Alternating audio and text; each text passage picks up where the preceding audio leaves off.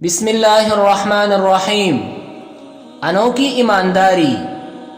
حضرت ابو ہریرہ رضی اللہ عنہ فرماتے ہیں کہ رسول اللہ صلی اللہ علیہ وسلم نے فرمایا، کسی آدمی نے دوسرے سے ایک زمین خریدی، حسن اتفاق سے خریدنے والے نے زمین میں سونے سے بھرا ہوا ایک گڑھا پایا۔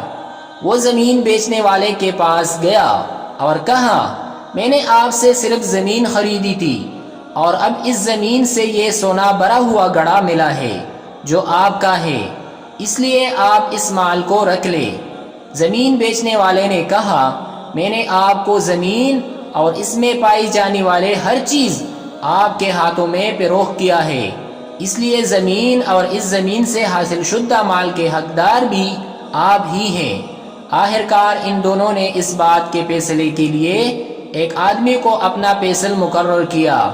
انصاف کرنے والے آدمی نے ان دونوں سے پوچھا، آپ دونوں اولاد والے ہوں؟ ایک نے کہا، میرا ایک لڑکا ہے۔